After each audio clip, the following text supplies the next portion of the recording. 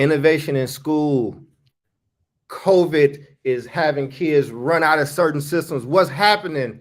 Come on back with us on the other side so we can talk about it. Go.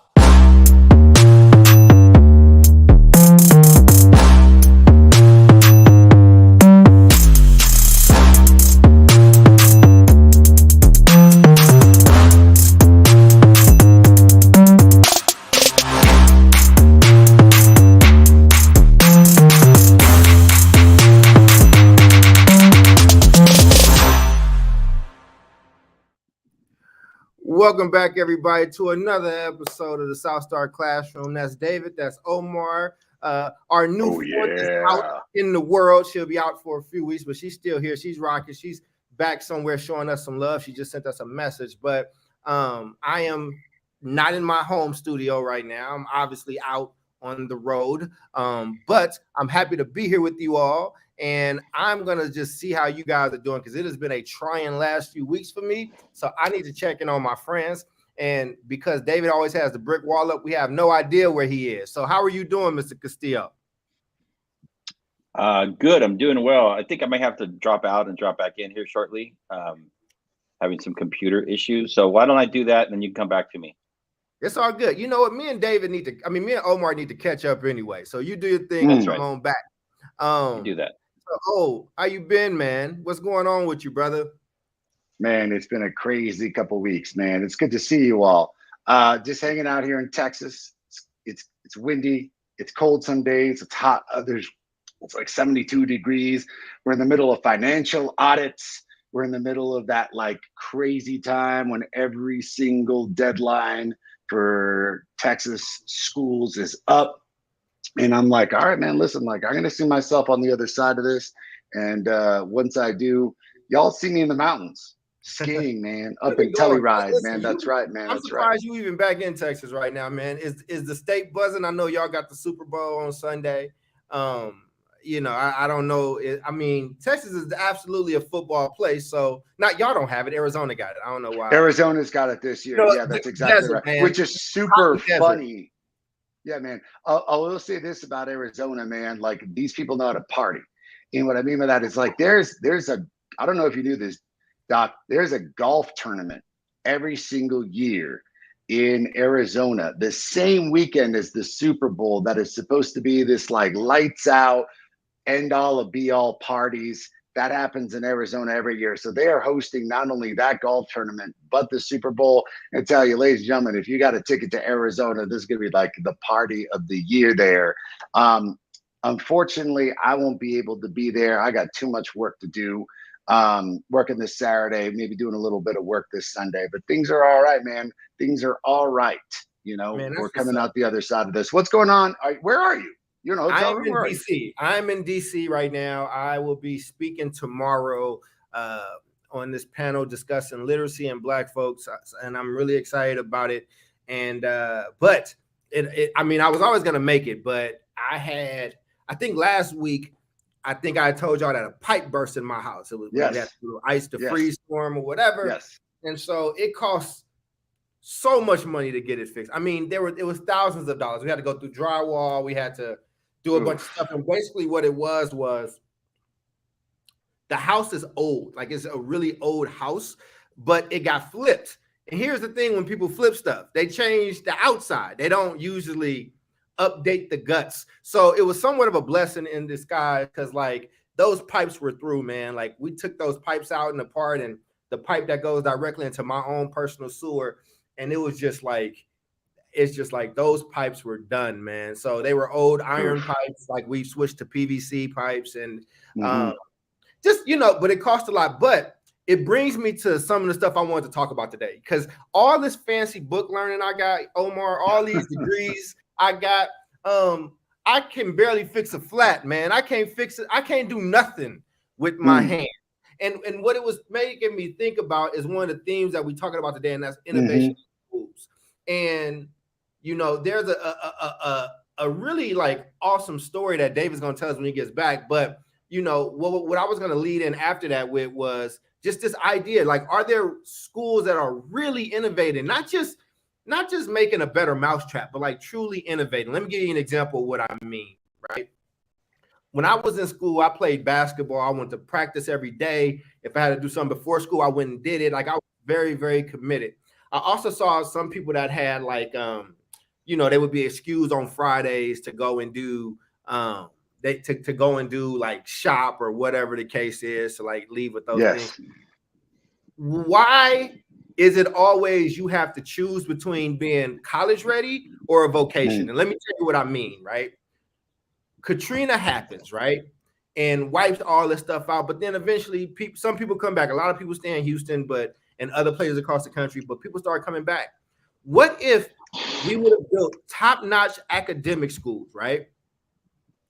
That also offered certain vocational skills that you could opt into. So when I graduate, not only am I qualified to go to college, but I also have skills that will help rebuild my community, that I could come out getting paid an actual wage, like a good wage. And I just feel like there's always this either or, and there might be some people that say that they do both. I have not seen it though. I have not seen the place where a kid can go to Yale and also leave with like a plumbing certificate. And the reason why I say that, man, is if those people that look like me in Louisiana after that hurricane and came back like and had the skill set, like it was so much money in the rebuilding of this place. There was so much money that passed through hands. Who do you think got those contracts? Those local contracts did not go to those black people in those places. It just didn't, right? And here's the other thing. Some stuff is recession proof, man. A clogged pipe is recession proof. It don't matter what's going on in the world. Something happened with your toilet, you paying $300 for somebody to come see it. So, I mean, that's just one of the innovations that I was thinking about. Welcome back, David. I just jumped to the innovation piece, but the question that I was posing to Omar and now to you is, like, what are just some ideas of truly innovative schools that people can kind of pick up and run with? Wow, that's a big question. Yeah, go ahead, Omar. Go ahead. No, I was just going to jump in because David just was like, oh shit, like he just jumped right back in. He's like, here's a big ass question. Take that. So really quickly, to got to give David a little bit of time here. No, you answer. He'll catch up. I got him. It's funny you're asking me this question because I'm interestingly enough at the nexus of this conversation. So there's an organization that we're beginning to work with called Big Picture Learning. These are some smart cats. They're out of California. They're trying to get Texas schools. They work mostly with alternative schools, Doc. And the thing is that like they're of the mindset, as if I am of the mindset, that this incredibly old school, antiquated way of doing schooling isn't really serving anybody. And it's especially not serving low income kids. And there's two things I want to share about that. One, I always go back to this case study that I read when I was in grad school, man. And I know that's a fancy thing and people are like, oh, you and your case studies. But the findings were really, really, really simple. And it was a case study about Toyota in San Antonio. So Toyota moved to San Antonio, man, and they're providing all these kick-ass jobs and everything.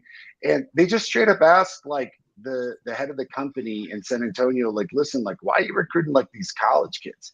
And he's like, we don't want to. The truth is that we're recruiting the college kids just because they have 4 years of greater maturity, a little bit of a greater sense of organization. They seem to be able to navigate things a little bit better. But all these skills can be taught in high schools, and we have no idea why they're not. And if they were taught in high schools, we would straight up hire out of high school. Big Picture Learning and I share a common ideology in that first we need to completely re-innovate education. I'm talking ground up, and like that's what I'm all about. Like, you come see EPLA one time, and yes, there's some like traditional stuff that we're doing in the transition, but like we're shifting mostly to like critical based thinking, design thinking, project based learning. I've blown up the school architectural design, that place that looks like a jail, and completely redesigned what a school should look like. Because you're right about one thing, is that we're not in any way, shape, or form preparing kids for the realities of the world based upon what is an antiquated way of educating children that was mostly used for factory work. And by the way, as a purpose-driven filtration system to ensure that a lot of kids dropped out of the system, so that you knew, hey, these kids dropped out at 6th grade. Those are your workers. They got enough of a literacy and a math rate to work in your factory. These kids graduated from high school. That's your management. Good for them, man. They should be managing this place. But these kids that went to university, that's upper management. They should be managing the organization. Like, that's dead in the water. And now what it is becoming, like, sadly, a filtration system to filter out low-income kids. And it's just basically like, yeah, man, like, mommy and daddy get you this job. Cool. Like, come on in. And some of us, the three of us, are those outliers that those people use all the time to justify. See, we give them black people and then Mexican people jobs. Look at that Mexican in the middle. Look at Omar Yanar. Like, look how successful he is. He went to big schools and whatnot. It's like, yo, we're like the slim minority that slipped through the cracks just enough. So I'm with you. It's not just about the re-innovation of education, but I think, like, and to sum up my point, I saw this like meme on Instagram, and some cat was like, polynomials? Yeah, polynomials. Like, it's a good thing I learned about polynomials so that I could be ready for polynomial season right now during this time of the year. And he's making a joke because we're in tax season. It's like, I wish I learned about financial literacy and taxes, something that would actually been applicable to my life. Like, what the hell I need a polynomial for? And I'm kind of with you. And I know scientists and mathematicians are all like, well, we need polynomials. I'm like, no, you need. The rest of us needed something more ingrained. And I'm with you. I would have loved a couple of hands-on courses to be able to fix my home. I love hearing that, man. I mean, David, you got any, like, just ideas? Like, if you could just build any kind of truly innovative school. I got one more, but I want you to go first. You know, if you got anything, I don't want to just put you on the spot, but yeah, no, I definitely do. Maybe not like a particular kind of model, but I think more broadly, when we talk about innovation and schools, you know, I think there's a certain, like, there's a chunk of the work that happens in schools, which is kind of rooted in, like, fundamental, like, skill building, but skill building, like, towards what end? So, you know, if you're a school in a particular region, you know, if you're in a rural region, if you're in an urban region, like, are schools doing the work to, you know, it is innovation, making sure that they have their finger on the pulse around what the local job market looks like, right? And that could be anything. You know, what you know, there's like the college piece and the career piece, and we hear about both of these. I think it's fairly simple, just being able to ensure that students get a bit of both. They're prepared both for college and they're prepared for career in high school, but it's you know, moving away from the more abstract and actually you know, providing students with hands-on experience in school, so that, you know, if they go to college or if they go into the workplace, they have a general understanding of what they want to get into, and it's less abstract. We see a lot of kids drop out of college because you know, the learning is not contextualized, and it may not have a particular connection to it. And so I don't really have a particular model in mind. We'll talk about some going forward, but I just think in general, like, being aware of who you're serving, what does the local area look like, what does the local economy look like, and are you preparing young people to go out and be successful in those particular settings?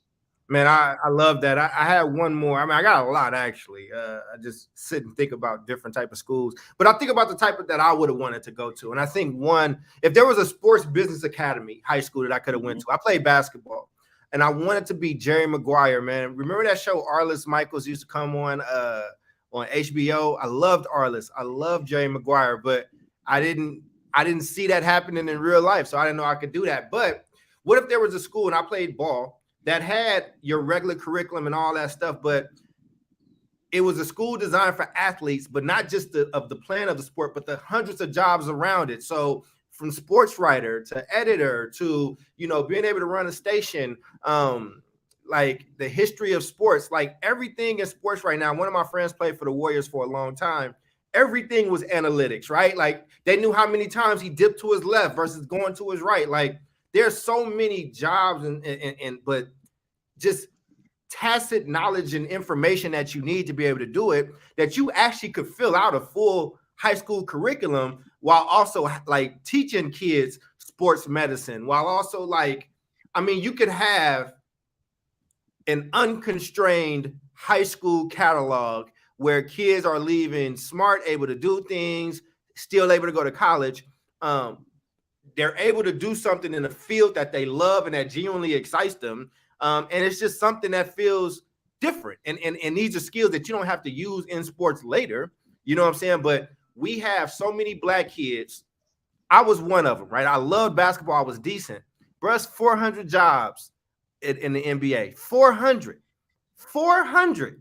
And you got all these Black kids across America. And I'm just talking about this one sport, right? Like that's vying for that. But it's so many kids that got that type of skill. But if they could be a sports writer, like my cousin, who was one of the first Black like commentators like in the country, like for the Denver Post, a columnist. I'm sorry, he was one of the first Black columnists, or like you know what Stephen A. Smith is doing, or somebody that's inside those arenas, or somebody that's doing sports medicine. I just feel like there's so many high-paying jobs that people could do what they love. We just got to start rethinking these things, and they can start a lot earlier. But that's just me. I like thinking like that. You know what I'm saying? I wanted to see if y'all had any thoughts before I transition us, because you know, David's sitting on something really dope, but I wanted to, you know, well, Omar he just hated the idea. He was sitting on something so dope. He's gone. I know. He said I'm leaving, but I don't know. I just think it would be awesome. I actually am trying to build something like that.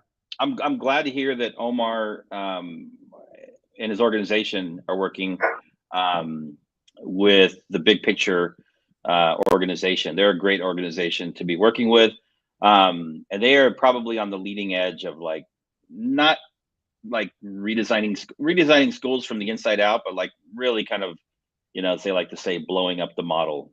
So not like tinkering around the edges, right? But an actual fundamental shift around the way that schools function. This talk of innovation. So the first school I worked at was a 912 high school. And we did some innovation. I mean, back then, you know, 20 years ago, our innovation was like retrovation. We're going to run a small charter high school in East Oakland with strong academics and strong socio-emotional supports. And it's going to be a safe environment that's inclusive for all children. And that was it. I mean, it was like, that was the innovation, because it wasn't happening. It really wasn't happening anywhere else. So we started to tinker around the edges with you know, adding a program here or a program there. In hindsight, looking back at some of the work that we did, you know, I think it was definitely innovative. We partnered with an organization, and I taught these courses with a colleague called the DJ Project. I may have mentioned it here before. For, you know, we're in East Oakland, kids love rap music and they want to learn how to, like, you know, do music. So we took these cohorts, 3 cohorts throughout the year, and it wasn't just about like rap music or hip hop. It was about hip hop entrepreneurialism. So we were teaching kids through a very, like, you know, intense curriculum. We wouldn't even start like making music. We would start, you know, with learning about the context around the creation of hip hop and rap music. So there was like some history and sociology involved, economics. And then we moved through, eventually got to, you know, taught a hands-on skill. Like we taught the kids how to DJ on 1200s. They got their hands on vinyl. And then we eventually moved into, you know, working in the studio. So there was a tech piece to it also, where we taught the students really how to use a Mac computer, you know, different types of music production programs like Pro Tools, GarageBand, you know, Reason. These are like some of the big programs. They're different now. And then the students like wrote lyrics. They wrote music. They created their music. We recorded it. And then they had to market. They marketed the product, and eventually ended up in planning an event at the end of every trimester where they would have a performance where they would like handle all the logistics, and we would do it in cafes in Oakland. I didn't know you at this time, Charles, but it was pretty cool stuff. You know, the kids got the whole 360. It wasn't just about hip hop or rap. It was about all the associated skills around it. Yeah, and man. you know, but that was like an add-on program. Yeah. I said that's really awesome. I said, and there's a whole economy around it. There's a whole there's a whole ecosystem. And I mean, we can go deeper into like these innovative schools just all day. And I you know, I think I look at what the Black Panthers have done. I look at what other coaches have done. I look at like there's just so many different things that we could do. And I think that we just missing a lot of opportunities. But there's one school that has taken this idea and kind of ran with it. They saw a need, they saw something that was happening in their community that was impacting their kids and impacting the future, not just the history, but the future generations to come. And they did something about it. Why don't you tell us about this story of this school, David? Yeah. So and so this is also the story of innovation. Innovation many times is like meeting a particular need or addressing a particular problem or a challenge. And I will say, before we get into the actual type of school that this is, we look at, you know, to do innovation in schools is very challenging, you know, even in a single site charter school. But the bigger your system gets, the more difficult it is to actually really innovate. So I still stand by the belief that innovation is much easier in the charter space, but we know there's only like whatever 10% of kids or less attend charter schools in the U.S., so not impacting the majority of young people. However, like many of our cities and rural areas, drug use and addiction is a real thing, and to expect young people to attend school that have been impacted in some way, shape, or form by drug use or addiction, and just to kind of get by, especially in some of our big cities and in rural areas, where drug use is prevalent. It's kind of everywhere now. A charter school pops up and there are a couple of other ones similar to this model, but a particular charter school in Denver, Colorado has popped up. It's, what is it called? 5280, I think. 5280 is a high school. And they just had a piece recently on NPR, National Public Radio. And so essentially it's a charter high school, much like most other charter high schools, with all the different, elements to it. But the focus of the program is to support young people whose lives have been impacted by addiction or drug use. And it's kind of like their sole mission.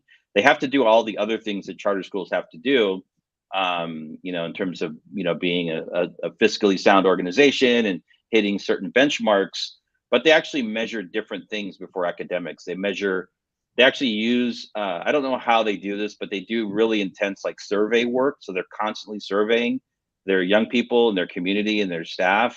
They're measuring young people around number of days since you've like used drugs or alcohol, right? And they use that as a metric, which is very different. They also measure, things like attendance or, how often are young people accessing mental health supports.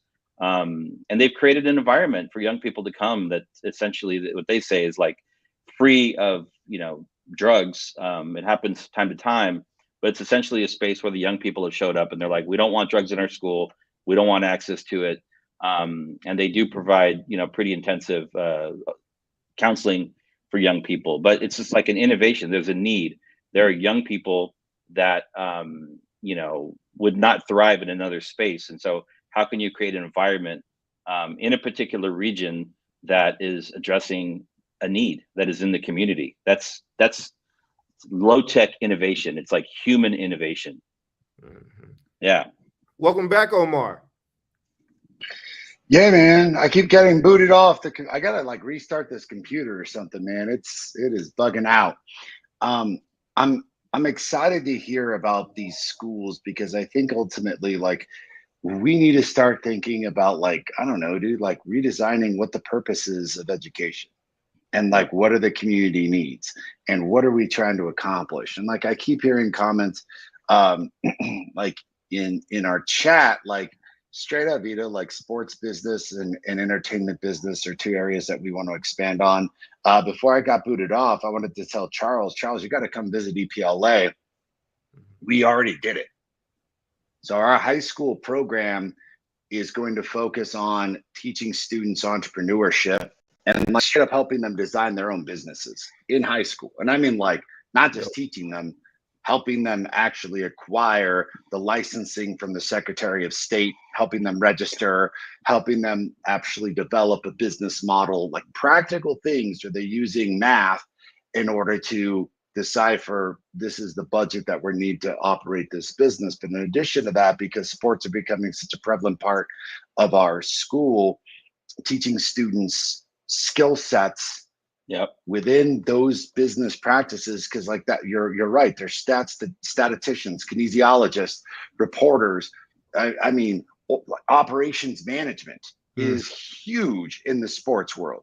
So I think when it comes to schools like this school in Colorado, I think it pays a lot of attention to the fact that like I want everyone on this podcast and on this show to question themselves, like, what would you have preferred in your high school education? Like, we're having this conversation with our parents right now. Our parents right now are thinking about sending their kids to our high school, right? And it's germane to this conversation because I'm asking them and they never thought about it. I'm like, did your high school prepare you for life? They're like, well, it was a lot of fun. I was like, do you remember anything in high school? Not really. What do you remember? I had fun. I'm like, cool.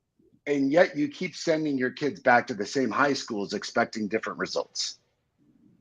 And the school in Colorado, like, way to go you, because like, way to like get real and stop sweeping underneath the rug the massive societal issues that we're grappling with right now. And like, why do I feel that way, Charles? Why do I feel that way, David? That like this country, that people, instead of addressing issues, love to sweep that stuff right underneath the rug. Like, oh yeah, COVID happened. Let's just sweep a generation underneath the rug. Oh yeah, racism for 400 years. Let's just sweep that underneath the rug. Oh, the educational system sucks, but it worked for my kid because I could afford tutoring and programs and travel and everything else. So let's just sweep that stuff under the rug. I want to hear your hot takes on this Colorado school, because I think it goes well beyond just an innovative educational program and dealing with the extreme difficulty of drug addiction, but it's kind of like a microcosm for society and what it's saying about us. And I'm kind of wanting to get your hot takes on what you thought about it, because the article was fascinating. Did we share it with the audience? Because it's incredible. I shared it. I put it. It should be in the comments. The link. If they can't find it, then just let us know and we'll make sure that you get it. But I love the idea, and I mean, I don't really get personal enough or whatever, but I think it's I only do it when it's like when it makes sense. You know what I'm saying? When it helps the story. Like I grew up like really dealing with like addiction. Both my parents were addicts, and one of the most profound, I think, things that have gone into my makeup of who I am is when my mother was getting clean and I went to NA stuff with her. You know what I'm saying? And I remember being very excited when she got her chips. Like, I can speak about this, that I have zero shame about any of that. And to be honest, those NA spaces felt like some of the safest spaces I had ever seen and some of the deepest. I was watching people do very deep personal work when I was 11 years old, 10 years old, you know what I'm saying? And going through that experience, I think was incredible. And I think to have a school that is directly attacking an issue that is plaguing so many people, especially, I do have my feelings about how we treat opiate addiction versus how we treated crack addiction. And there's a whole subtext there. I don't want to throw the show off and to kind of go about that, but put it like this. Let's say the opioid addiction was more of a rainbow coalition. And these people got to be actually, but they weren't painted as criminals and things like that. Like they're painted, they should be painted, which is as victims, right? So I think that to do something like that is truly, truly ballsy.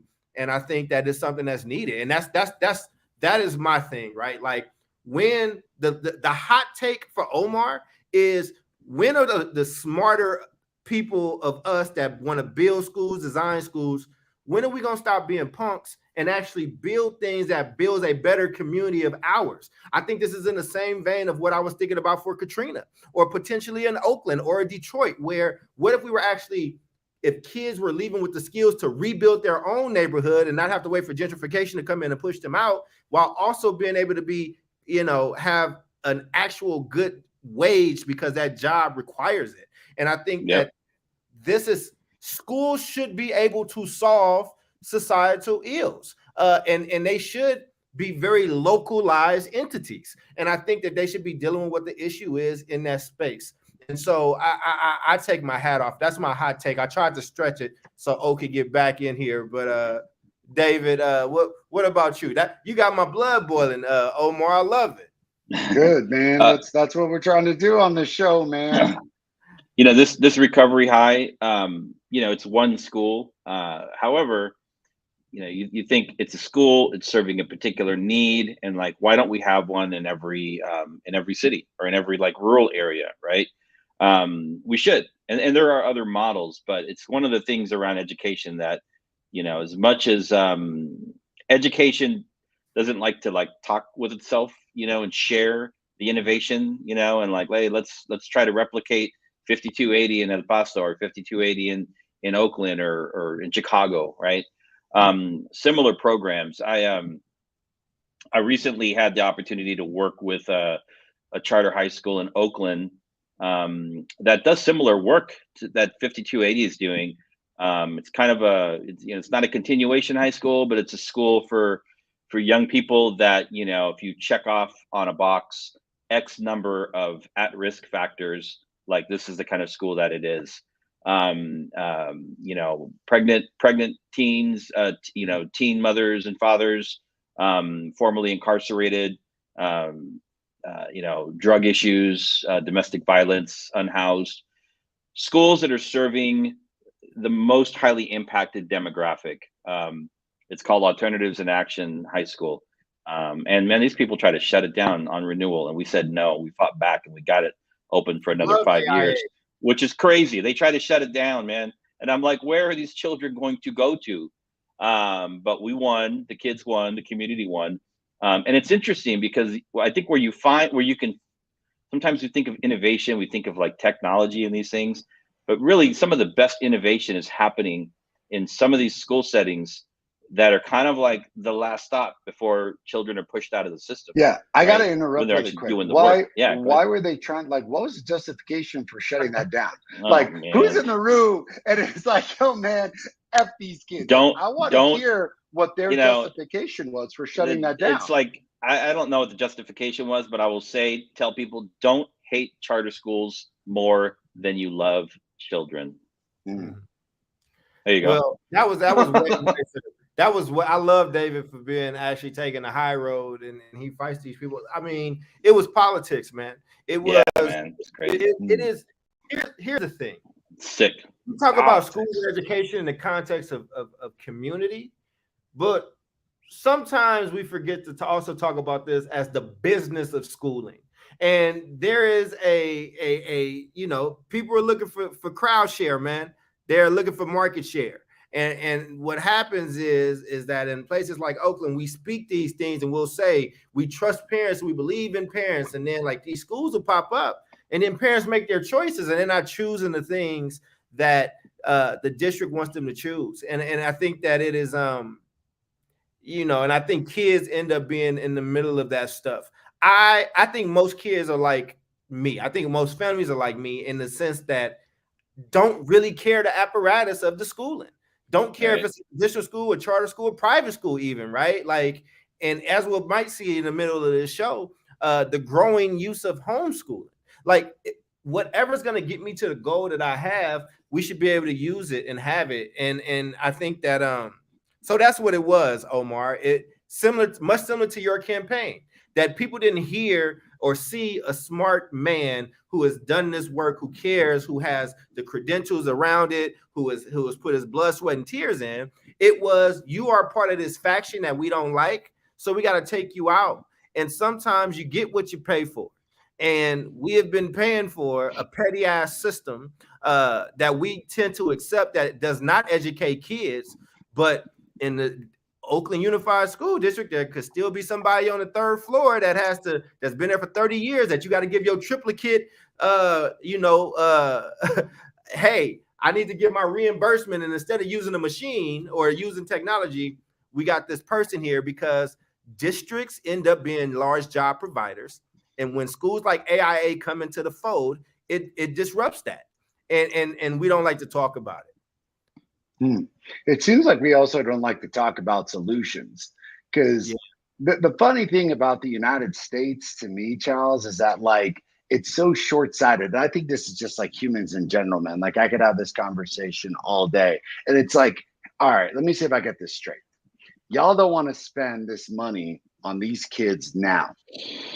And then what you want to do is spend an endless supply of money from their age 20 to 80 on all of these like things that they're going to need, because ultimately like they're in a situation, perhaps not completely of their own creation, where they're needing an immense amount of governmental support. And I'm like, you're either going to create taxpayers or, like, I hate to say it, like tax takers.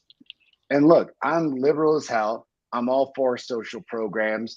The problem is that as an educator, I can see that 20 years, that 40 years, that 60 years, that 80 years down. Look, and don't make this about race. I got into not a fight, but an argument with somebody once. They're like, yeah, all these black people on, welfare. I'm like, what, man? Like, listen, yeah, there may be a slightly higher percentage of black people, but to croak Chris Rock, how many black people in this country? What, Houston, LA, DC, Oakland, New York, that's it. The overwhelming majority of people on welfare are white folks, uneducated white folks. And look, I am not advocating for the demolishment of communities. What I am saying is, like, as educators, we get to say, damn, dude, why can't we do something right now to help communities out so that these issues don't become issues later on? But it's this bullshit in this country where it's like this short-term gain of not funding schools like this or sweeping the shit under the rug, and then the long-term ramifications of that. Massive long-term ramifications of that. It's insane to me. I don't get it, man. People are like, yeah, man, let's get these kids to quit smoking. I'm like, why don't we get people to stop eating fucking Whataburger and McDonald's so that people aren't dying of heart attacks left and right, because that's where the overwhelming majority of our healthcare expenses are coming from. Hey, man, I like the occasional Whataburger. Come on.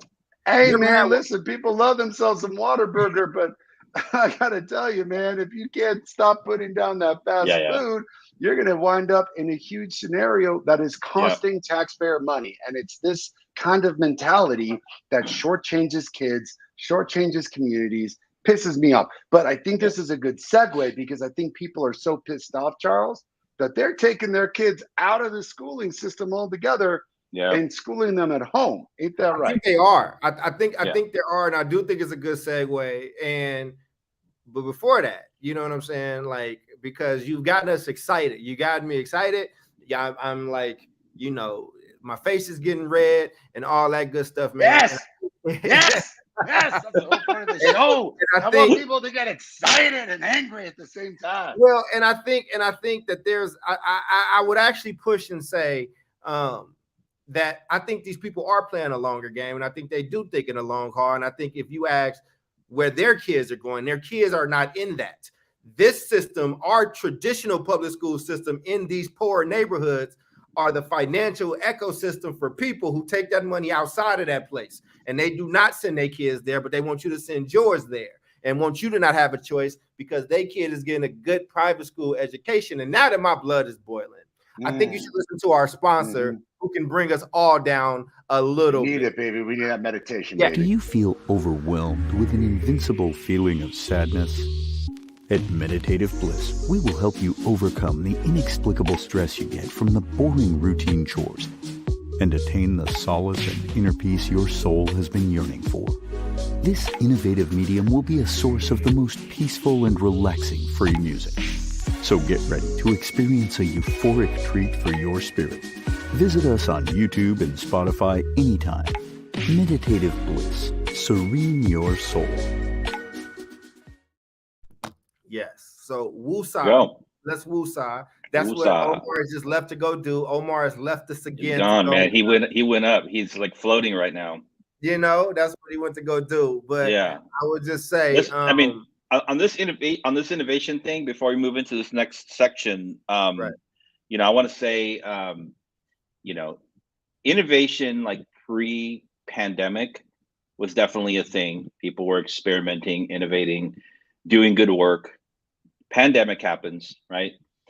We're coming back from the pandemic, and unfortunately, like most school systems, have not adjusted. They've reopened their doors and are doing business in very much the same vein that it's been done before the pandemic and for the past 100 years, right?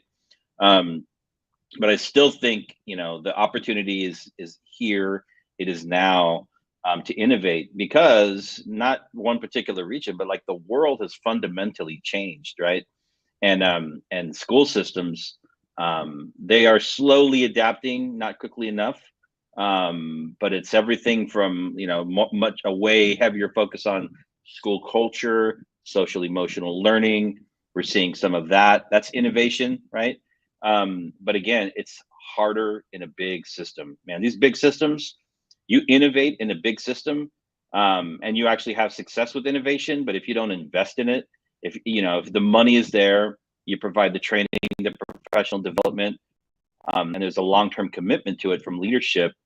There's something about big systems that like to push away change. It takes change, it swallows it, and it spits it out to maintain the status quo.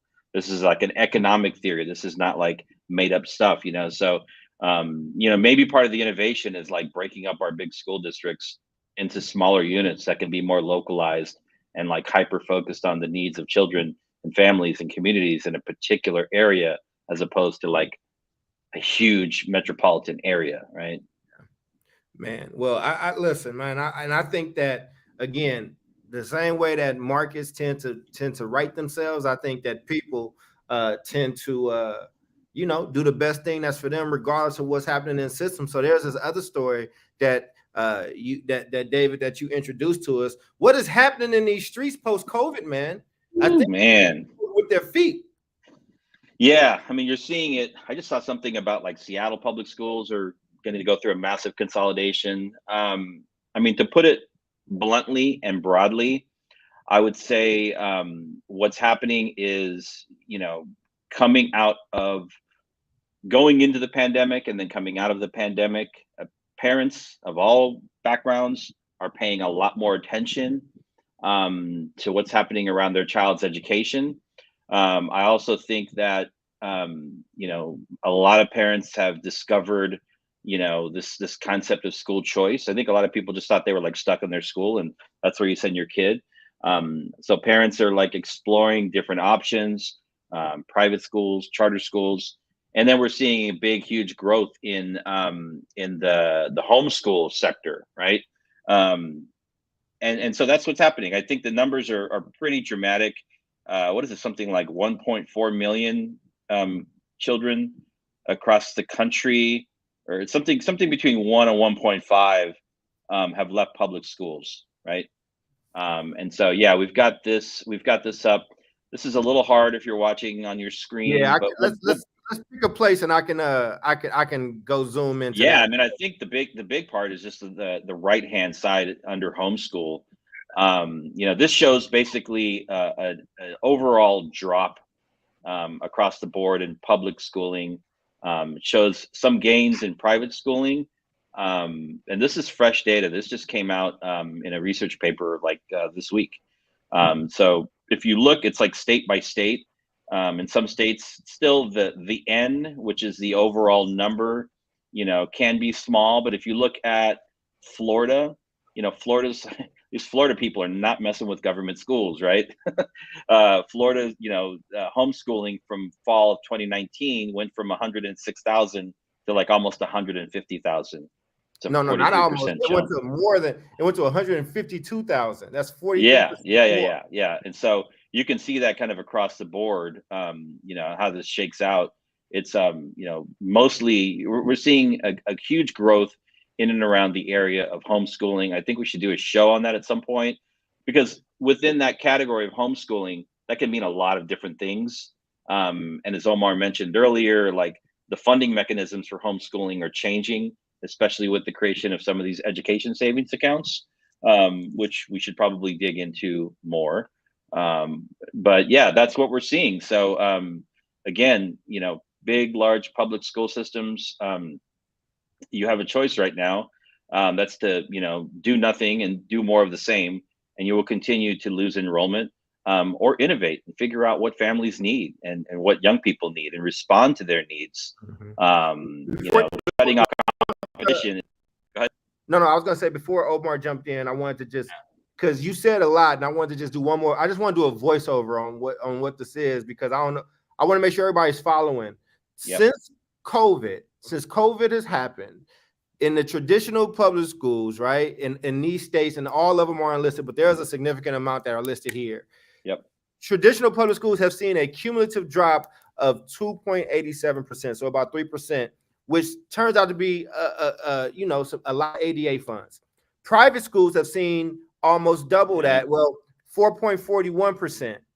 But you've seen 4.41% of people going into the private school sector. So they've moved their traditional public schools have lost a lot of kids. Yep.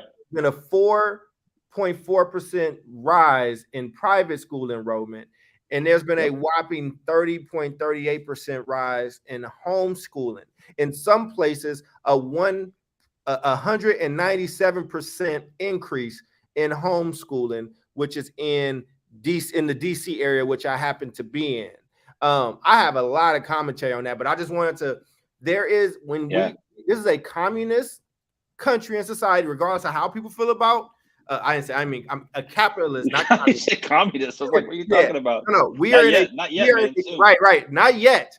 We are, but this is a capitalist society. And regardless of how people feel about it, there are markets, and these markets tend to be really, really, really interesting. And when they get to a place where they can't sustain themselves, you are seeing early forecast of the bottom jumping out of something. And the public system thrives on ADA. It thrives on butts and seats, which is why when Omar asked earlier, why did they try to close down Alternatives in Action? They were dealing with this problem even before, COVID was happening, right? So, Facts. So these other type of schools are going to have a lot of issue. I mean, I got a lot of thoughts on this, man. If Omar can stick with us, I want to see what Omar's thoughts are before we lose him. I keep getting booted out. Man, he's on that Greg Abbott Republican state, red state internet. It's not working well for him. They booted me out, man. They booted me out. So, doing a little bit of deeper digging, especially into a state like Florida, I wanted to see what options were. So there are some states that actually fund homeschooling. Mm-hmm. Alaska, Minnesota, Idaho, California is a large funder of homeschooling, interestingly enough, right? What's going on in Florida is that you've got essentially a cyber homeschool in K-12, and it's becoming a high-level alternative for parents to be like, oh, cool, like I don't really need to do this. They can get this mostly on the computer. I can provide support. Done deal. Mm-hmm. And I think Vita brought up such a really good point, which is she's like, I told y'all that after the pandemic, there was going to be a divestment in public education. Mm-hmm. And what I think the combination of her comment with Charles's comment is that, like, when you live in a capitalist society, you've got options, and that option is failing you. Like, savvy people are going to find alternative methods for educating their kids, or find alternative methods to do the things that we need to do. I mean, as Charles says, we're out here on our own. These parents are finding their own way of doing things. And what this should be, to me, is a testament to tell the public school system, like, yo, like, this is a demonstration of failure. When you have this many people living, when you have this many people deciding to go into alternative choices, when those alternative choices are no longer like these like radical offshoots, like, dude, you can always say, oh yeah, homeschooling, those are for those weird kids. But when you have 197% increase in homeschooling, this isn't just about choices for weird kids. This is now becoming a mainstay staple of people and parents making definitive choices about what they want to do with their kids and taking money out. And look, this is sparking this debate, Doc, David, across the country for vouchers. This is sparking that conversation for these educational tax incentives to basically be like, I don't want to send my kids to your school. I want to get the money to send the kids to a school where I think they're going to be successful. And of course, public education is, grasping at straws and trying to fight this tooth and nail, because the last thing they want is for kids to go to a charter school or kids to go to a private school.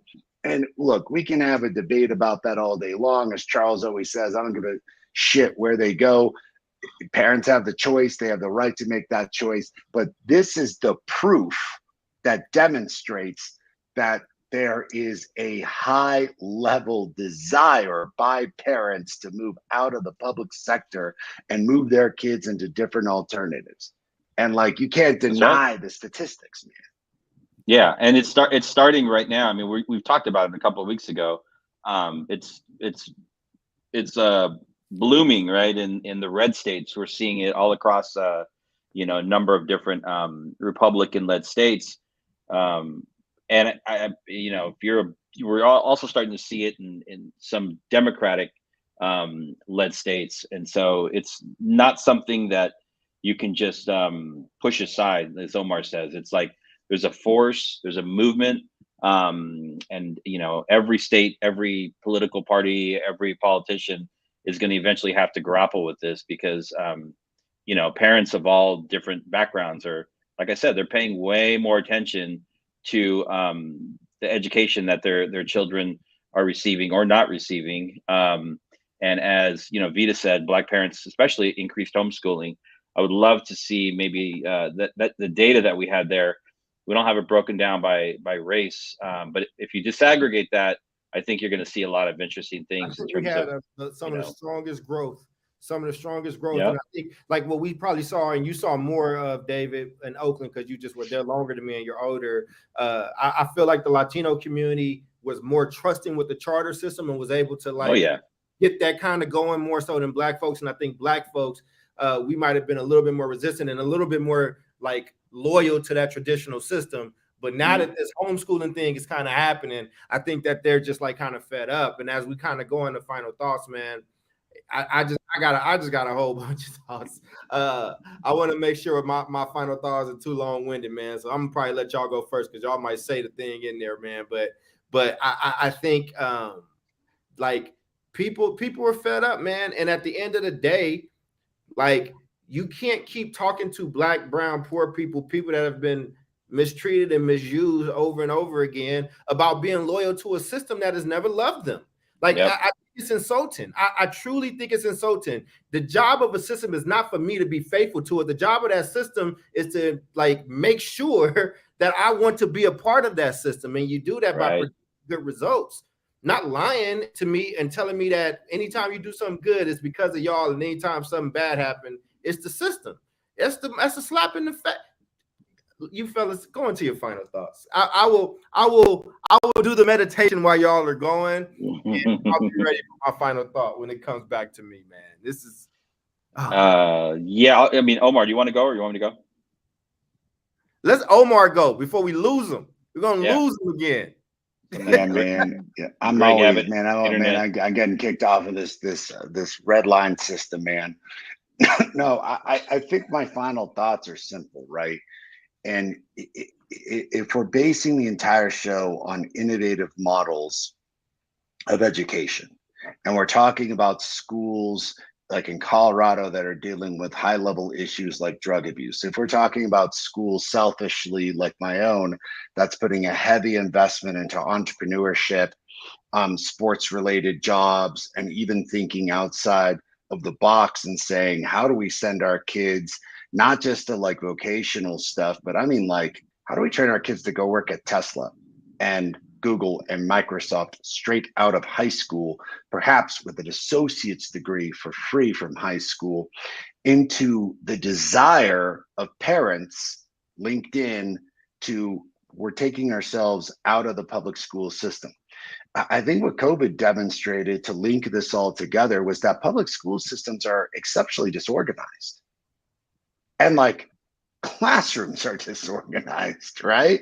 Like, I heard this and I've repeated this 1,000 times when parents were calling me during COVID, and they're like, one teacher requests this and this teacher requests this and this teacher has different rules. And like, this would make like Jubilee's head explode. It's like, yo, why isn't the entirety of that 6th grade completely uniform? They're all using Google Classroom. They have the exact same rules. They have the exact same system, and you're linking it all together so that parents have a system to access their children's like educational resources as best as possible. I'm like, yeah, that's exactly right.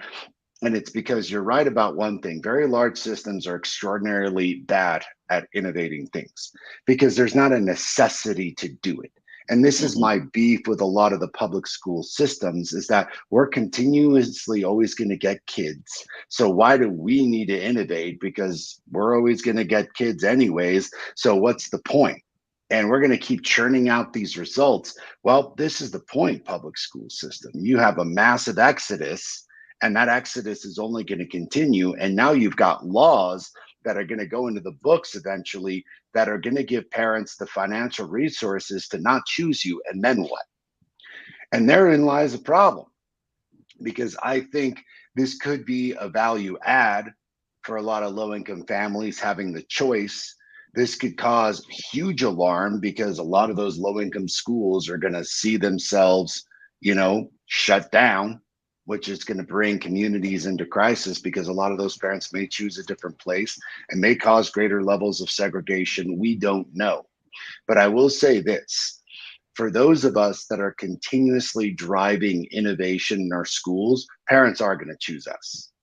And that's because we're delivering on something that you all are too, archaic to develop.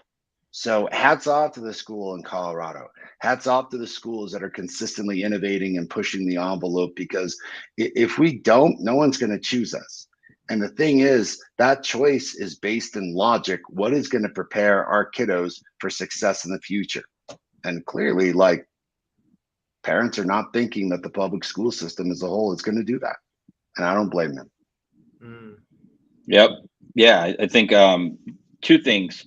In terms of innovation, what I have to share is, innovation and the way that you go through innovation. There are a number of different models that you can go through while you are working to innovate systems, but they're all based on a sole premise, and that's to listen to the needs and empathize with the end user, the stakeholder, the customer, right? The students, families, and those that support the systems, your teachers, your support workers, your administrative staff, et cetera, et cetera.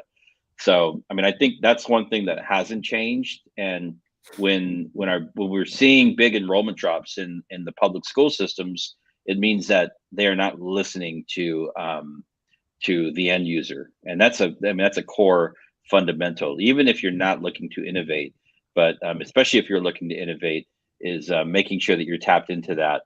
I think some school systems are listening more than others, and you see the enrollment gravitating towards those systems. The other thing is, again, unfortunately, when we talk about education in our systems here, sometimes doing the core basics, the retrovation is actually an innovation, especially coming out of COVID, the pandemic. We're seeing an enrollment drop again in the public school system, and a lot of that is due to, some of it might have to do with academics, but a lot of it has to do with school safety, right? And so our schools running and maintaining safe learning environments, and if parents feel like they're taking their kids to school and dropping them off and wondering about their physical and emotional safety, well, you know what? now in 2023, parents understand that they're not trapped in that situation. They can actually look to other types of models, including homeschooling, because no parent should have to feel trapped to drop their kid off at school, not knowing if they're going to be safe or not. And that's a major issue. That's something that a lot of families are dealing with. And I think if we looked at some of that data underneath, I think if we looked at some of the reasoning behind the data that we looked at, a lot of it would be based on school safety. And so that's something I wanted to make sure that we brought forward. Yeah, man. I think in mine, I'm looking at this term of innovation, and then survival. And now it's like, wait a second, like I keep putting my kids in these schools, and these Black communities keep getting worse, or these schools are not leading to an improvement in my community. And so, some of these things, like when we talk about survival, before I can even get to innovation, is that it ain't just one group that's trying to survive. It ain't just Black people. It ain't just brown people. It ain't just poor people. Rich people are trying to survive. And part of having for rich people, man, is that you need cheap labor. So why would I go into these ghettos, these barrios? Why would I go into these for whatever, right? Like whatever group, these poor white trailer trash communities, why would I go and put them in a position where they will not be able to be cheap labor for me as the international market is starting to catch up?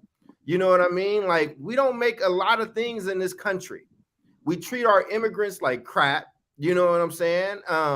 We excoriate like our border policy, but then we exploit these people for these jobs, man. And it's not just brown people. I see it for Black people. When I'm in Kentucky, I see it like with poor white people.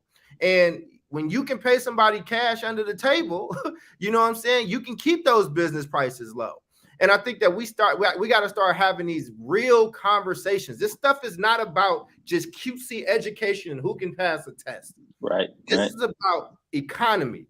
This is about economies of scale. You can jump in there too, brother. This is about economies of scale to me, man. Like, there has to be a reason why these poor schools are continuing to be able to operate untouched, unvarnished, and now they're losing clientele. Not just students, they're losing clientele. They are caping to save these schools. So that's why you tell people in Oakland that they can choose and we trust you. And as soon as you start making different decisions, they change the rules on you. Yeah. They make it illegal for you. They say you can't have a one application where you can look at all the schools and sign up at once. You got to make this more difficult because somebody is still, those people's kids are not going to that school. Yeah.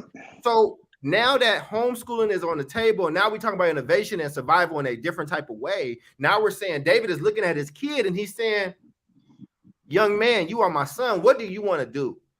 And as your father, I want to make sure I'm putting you in the right situation where you know enough about education, you know enough about who you are as a man and what you're going to mean for your community. And when me and your mom are gone, you are able to not just take care of yourself, but to raise a family and be able to thrive. That is how somebody with not a lot of money makes a decision to do homeschooling. That is how somebody with not a lot of money makes those sacrifices and says, you know what, we moving from here and we moving down there. And this is what we're going to do with the little bit of crumbs that we got. And you have to stop putting your faith in these systems. If these systems do great things, it is a bonus. It's an added bonus. But do not be a fool and lay your faith in them. They are not built for that. That is like jumping up and down on a bed of nails. You're going to be bleeding. And people going to look at you like you dumb. Oh, by the way, the rest of the world is looking at the United States like we're dumb. That's Omar. That's David. I am Charles. Thank you all for joining the South Star Classroom Jubilee. Thank you for being able to chime in. She will be back with us. She is doing some great stuff. And everybody that commented today, Vita. Vita, what up, man? Everybody, Vita brought it, man. That was brilliant. So we hope that you join us next week, same bat time, same bat station. Peace out.